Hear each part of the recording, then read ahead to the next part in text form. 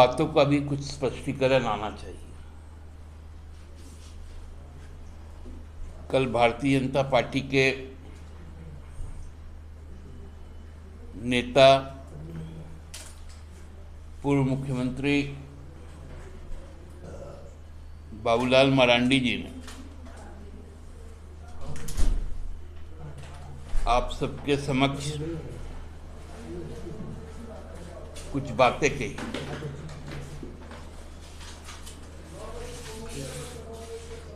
वो बातों में जो मुख्यतः उन्होंने कही वो इतनी हास्यास्पद थी। उन्होंने कहा कि 19 माह में झारखंड के लोग झारखंड मुक्ति मोर्चा के नेतृत्वाधीन जो सरकार चल रही है उससे निराश हो गए और कुछ लोगों का उन्होंने अपने पार्टी में स्वागत भी किया।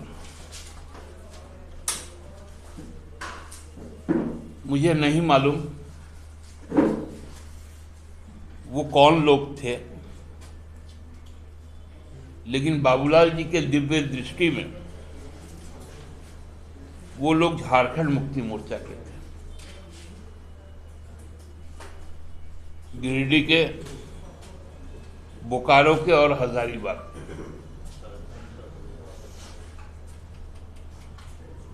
हमें तो इस बात से हंसी आती है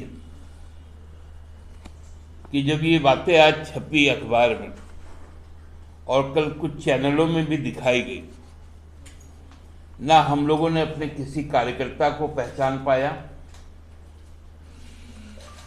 और आज हमारे तीनों जिला अध्यक्ष लिख कर दिया, तीनों कमिटियां ने लिख कर दी कि हमारे कोई भी लोग झारखंड मुक्ति मोर्चा से संबंधित नहीं थे। अब तो अजीब स्थिति है कि अब भाजपा में ही बाबूलाल जी प्रहसन के पात्र बन गए। उल जुलूल जो भी राजनीतिक अराजनीतिक हरकतें उनसे अब चाह रही है भारतीय जनता पार्टी, वो करवा ले रही है और वो भी करते जा रहे हैं बिना सोचे बिना समझे।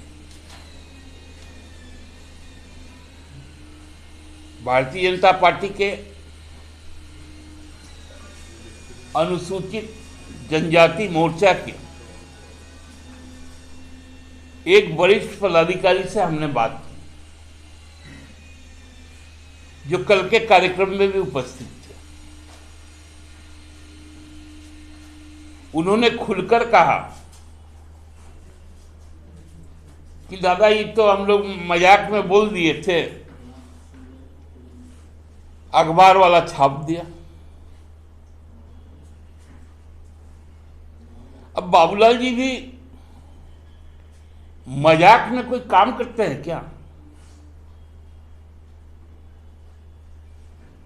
समझ से परे हो गया है उनका रोज का दिनचर्या। उनको एक गंभीर राजनेता हम लोग समझते थे,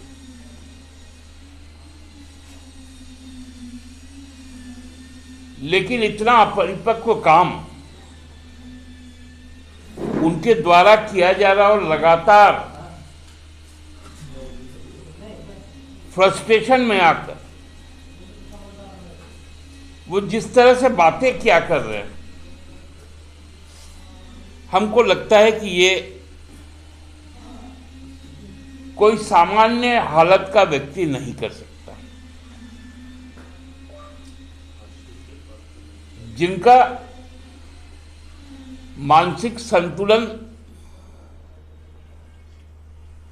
बिगड़ जाए वही इस तरह से बातें कर सकते हैं।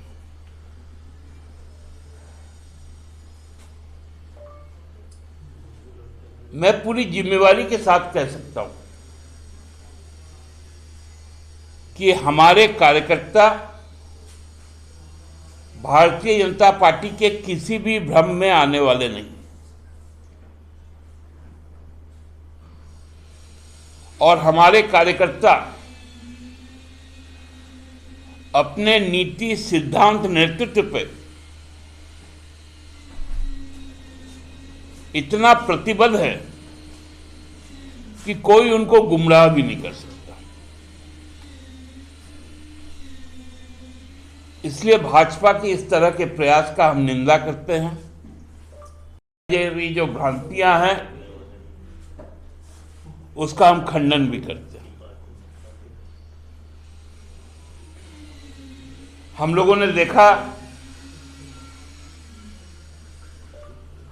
पिछले लगभग 10 माहों में किसान आंदोलन पूरे देश के स्तर पर जिस प्रकार चल रहा है और भाजपा के प्रशासनिक पदाधिकारी, उनके सरकार के, हरियाणा के, वो अपना सीधा पुलिस फोर्स को कह रहा है कि डंडा से सर फोड़ दो। लगातार मध्य प्रदेश में एक विशेष धर्म समुदाय पर भोपाल से लेकर उज्जैन तक, इंदौर से लेकर जबलपुर तक रोजाना मॉब लिंचिंग हो रही है।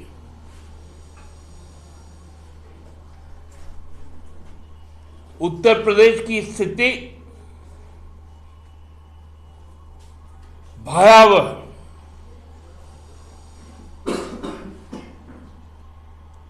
ऐसे परिस्थिति में भारतीय जनता पार्टी लोगों को गुमराह करना चाहती है,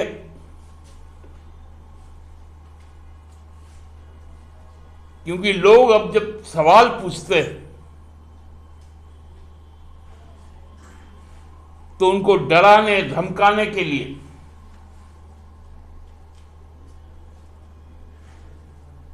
बंगाल के चुनाव के समय हम लोगों ने देखा था किस प्रकार ईडी और सीबीआई सक्रिय हुआ। अभी फिर वहां पर इस तरह का खेल चल रहा है।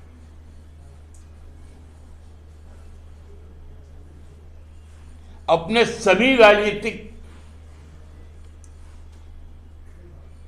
जो मत विरोधी लोग हैं उन पर सरकारी तंत्र के द्वारा प्रताड़ना, लोगों के बीच में भ्रम फैलाना,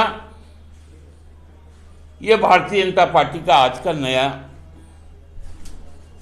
एक शेड्यूल बन गया है। बोला जा रहा है कि जो पहले से उद्योग हैं, जो चल रहे हैं, कंपनियां हैं, वो बंद होने के कगार पर है, उसको सरकार मदद नहीं कर रही, फिर दूसरी कंपनी को बुलाने चली गई। नहीं, देखिए, इसमें बुनियादी एक फर्क है। जब जो कंपनियां लगती है तो उसकी कुछ शर्तें तय होती हैं और वो शर्त के साथ सरकार भी बंधी रहती है, कंपनियां भी बंधी रहती हैं। हम अभी जिन कंपनियों के विषय में बात कर रहे हैं, चाहे जिनसे हमारी बातचीत चल रही है, उनके लिए कुछ नई नियमावली और शर्तें तय की गई है। जो भी रिवाइवल पैकेज है जो संभव होगा, वो कंपनियां यदि सरकार को देंगी, क्योंकि अब नया इन्वेस्टर्स जो इंडस्ट्रियल पॉलिसी आया है, उसके तहत यदि वो उस डिज़ाइन में आती है तो निश्चित तौर पर सरकार उस पर विचार करेगी। दादा, इन्हीं से जुड़ा हुआ सवाल, वो जो अपनी कांग्रेस की तरफ से भी ऐसी बातें कही गई थी कि मॉब लिंचिंग पर हमारी जो सरकार बनेगी वो सख्त कानून लेकर आएगी? नहीं, निश्चित तौर पे हम लोग, देखिए हमारे राज्य में तो जब रघुवर सरकारें थी लगभग 11 मॉब लिंचिंग की घटनाएं हुई थी, जिसमें कुछ लोग पकड़े भी गए थे, कुछ पकड़े भी नहीं गए। वो पाकुड़ में हुआ था, गोड्डा जिला में हुआ था, दुमका में हुआ था, जमशेदपुर सरायकेला में हुआ था, रामगढ़ में हुई थी, आपका लातेहार में हुआ था, चतरा में हुआ था। 11-12 जगहों पर ऐसे घटना हुई थी और इस पर सरकार गंभीर भी है और हमको लगता है कि बहुत जल्द इस पर कोई ठोस निर्णय लेगी सरकार। निर्यात के बारे में भी सोचा जाएगा? देखिए, एचईसी चूंकि हम लोगों की संस्थान नहीं है और हम लोगों का उसमें बहुत ज़्यादा दखल है नहीं, केवल विस्थापन छोड़कर। अब जब पूरी भारत सरकार ही देश की बोली लगा चुकी है तो उसमें एचईसी जैसा संस्थान का क्या स्थिति होगा उसका भगवान ही मालिक है। न भारत सरकार को अब कोई गर्ज है, क्योंकि सरकार को जमीन लूटने से मतलब था। जमीन लूट लिए, जमीन का व्यावसायिक उपयोग कर रहे हैं, न तो मुआवजा अभी तक लोगों को मिला, ना नौकरी मिली, और कंपनी भी अब बंद होने के कगार पर है। फिर भी राज्य सरकार केंद्रीय सरकार से संपर्क में है, उनको पत्र भी हम लोगों ने लिखने का काम किया कि इतनी बड़ी आबादी और उस पर डिपेंडेंट जो मजदूर और मजदूर के परिवार हैं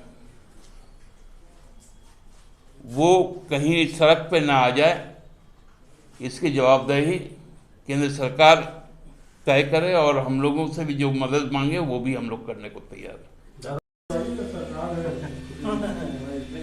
मैंने तो बार बार कहा है कि भारतीय जनता पार्टी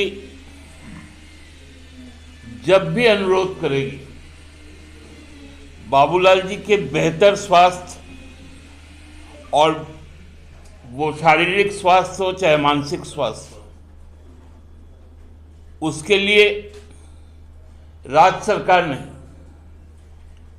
झारखंड मुक्ति मोर्चा पार्टी का संगठन, उनको देश का सर्वोत्तम इलाज की व्यवस्था हम लोग सुनिश्चित करेंगे। कि आप लोगों के बीच में भ्रम मत फैलाएं। आप अपने मुद्दों को लेकर लोगों के बीच में जाएं, अपनी बात को कहें, न कि किसी भी मतादर्श की भटकाने की प्रयास करें। आज इतना ही कहना था।